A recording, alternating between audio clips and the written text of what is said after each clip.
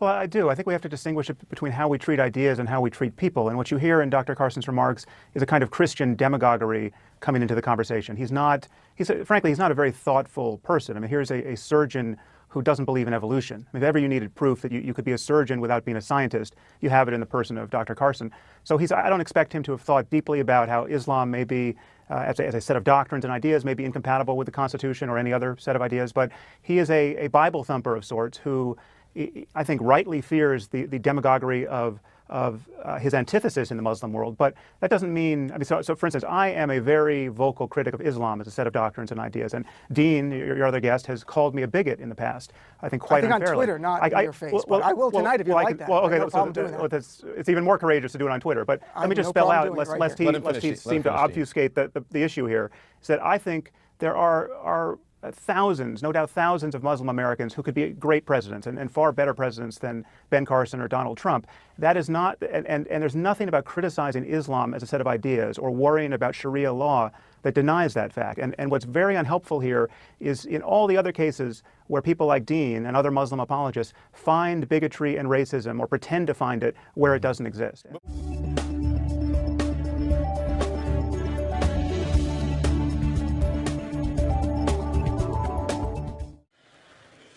I would point out that the moment you see the link between morality and human well-being, you can see that notions of right and wrong and good and evil that come to us from religion often break this connection. And that's what's so dangerous about religion.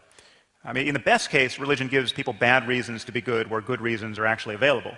In the worst case, it just disregards human well-being entirely. So, for instance, the Catholic Church is simply more concerned about stopping contraception than stopping the rape of children. I mean, that is a fact about both the beliefs of this particular person, the use of his energy over the last several decades, and just the energy of the church. If you know anything about the child rape scandal in the Catholic Church, it is mind-boggling, the effort that was not spent to protect children and the effort that was spent on sheltering the rapists from secular justice. The Catholic Church is also more concerned, incidentally, about stopping gay marriage than stopping genocide. I mean, this is what its attention is on. Okay? This, when you realize that questions of right and wrong actually relate to questions of human well-being, this is not morality. This is not an alternate moral framework that we have to take seriously. Ironically, the best way to predict what somebody is going to tend to do is just to ask them. I mean, that's why talking to people actually.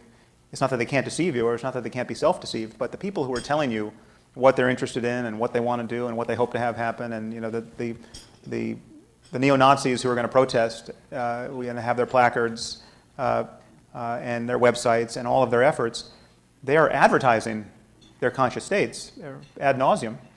And who knows if any one person really believes what he says he believes. There is a distance between what people profess to believe and what they actually believe, or what would be behaviorally operational. But we know a lot about what people will do based on what they've done and what they say they want to do. And I don't know that a brain scan is going to get much. It's not going to get much better than that predicting across time. It gets better than that in the moment. So, for instance, we know we could all go to a psychology lab tomorrow and get tested on various stimuli and have our innate racism uncovered. And whether or not you think you're racist or not, we know virtually everyone shows some racial bias when put through this paradigm of the implicit association test. And you're just slow. So if we showed you positive words and faces of various races, your race and some other race, you would be slower to associate positive words to the out-group face than to your own group, and quicker to associate negative words. And no matter how liberal you are, no matter how embarrassed you are, no matter how much you want to prove to the experimenter you're not racist, you will fail to demonstrate a lack of racial bias. So that's insight into the nature. That's something you can know about yourself and be on guard for its insidious effects in your life. And it's a good ethical norm to want to correct for it. I mean, this is something we want to get away from, and we're right to want to get away from it. But science can dig into the details of our minds even now in ways that we might find surprising. So the problem, notice, the problem is not religious extremism, okay? Because Extremism is not a problem if your core beliefs are truly nonviolent. The problem isn't fundamentalism, which we often hear this said. These are euphemisms. I mean, the only problem with Islamic fundamentalism are the fundamentals of Islam. Now, we have Mullah Omar and Osama bin Laden and Khalid Sheikh Mohammed. These guys agree about the nature of reality and how to live within it. And the problem is they are giving a very plausible version of the faith. Osama bin Laden is not the Reverend Jim Jones of the Muslim world. It would be wonderful if he were, but the problem is he is giving a truly straightforward version of Islam, and you really have to be an acrobat to figure out how he's distorting the faith. Now, if these guys were Jains, or Buddhists, or Amish, or Quakers, it would be patently obvious how they were distorting their religion. I mean, in fact, their behavior would be unintelligible. Okay? It is not obvious by the light of Islam, and this is just a fact we have to speak honestly about. And no one should be speaking more honestly about this and more volubly about this than moderate Muslims. Moderate Muslims have to find some way to grapple with this fact. But to say that Osama bin Laden is David Koresh is just a lie, and it's a dangerous lie at this point. Yeah, well, I think one thing to point out is that Ben Carson would have said the same thing about atheists. He would have said an atheist shouldn't be president. And in fact, if you look at the polls, Americans are more reluctant to vote for an atheist than for a Muslim by a factor of probably 20%. In fact, atheism is the only identity that that would prevent your election as a qualified member of your own party when people of your own party are polled. So, we can play this victim card. We can worry about political bigotry. It's a real problem, but it is visited upon atheists. It's visited upon other minorities. And what gets lost here, and what Dean, frankly, has really been a scandalous purveyor of. Scandalous purveyor. The efforts. Well, let me finish my sentence, I'm excited. Dean. Well, I'll tell you what the problem is, and then you can defend yourself. Please, thank you. What you see here is an effort to paint Islam, the doctrine, as identical to every other religion on earth. There's no special problem with Islam as a political reality, Islamism, jihadism. There's no connection between the doctrine and the kind of terrorism and human rights abuses we see worldwide. And that is a lie. And it's a lie, and everyone knows it, whether you're a bigot or a reasonable person. It is a lie that is in plain view, and it has to be debunked by Muslims like Dean. And that's the crucial problem here. People like Dean need to be candid about the link between belief and behavior, and they need to be willing to reform the faith. And instead of being willing to do that, they call people like me bigots, and that is a huge problem for this conversation. It's decidedly unhelpful, and it's driving the polls apart. And I think we're going to wake up in a world that looks more like Western Europe at this point, where you have fascists calling the shots on both sides. Religion at this moment has a monopoly on being able to promulgate bad ideas without the usual collisions with clear-thinking people in the world. There's a taboo against criticizing bad thinking, illogical thinking, false claims to evidence, false claims to knowledge.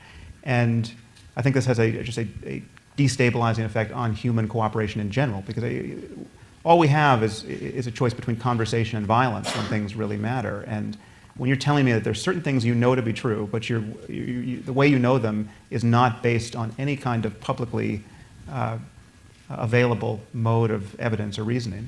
And these things are not only non-negotiable, they're the most important principles in your life.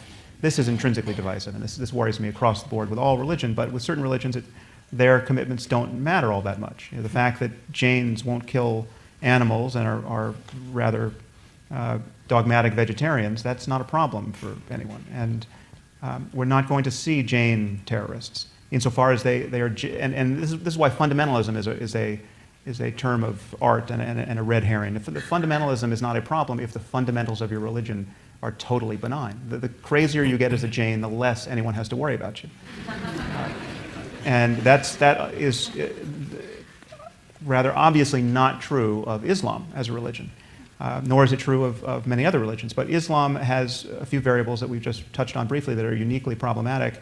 And if I could just touch on this notion of grievance that Majid just discussed, I think we also have to admit that certain grievances really are just born of religion. They really are just theological. Mm-hmm. And if you push back hard enough on the theology, discredit the theology, that is what you need to do to contain the risk born of these grievances. And so, drawing cartoons about the Prophet Muhammad, right? Now, if I took out a piece of paper now and drew a cartoon, a stick figure, and said, "This is Muhammad," it's not implausible to worry that the rest of my life will just be this deranged attempt not to be killed by some religious maniac who thinks I have crossed a line there. There's only one religion on earth today that is doing that to people, and this is not based on U.S. foreign policy. It's not based on anything other than specific religious ideas. And that what liberals have, where liberals have grown confused on this topic is they think there's some tension between free speech and freedom of religion, whereas there's not. If your free exercise of your religion requires that I follow its precepts, that's not freedom of religion. That is theocracy. Right? So, and there's nothing I could say on this stage tonight that infringes upon anyone's freedom of religion. There's nothing. People have the political freedom to practice whatever faith they want in this country, and we all, as just sane participants in a civil society, have to recognize that all of these religious ideas have to be on the table to be criticized, mocked, satirized, and that has to be the line between free speech and its erosion. That, for me, is the most crucial line to be very clear about.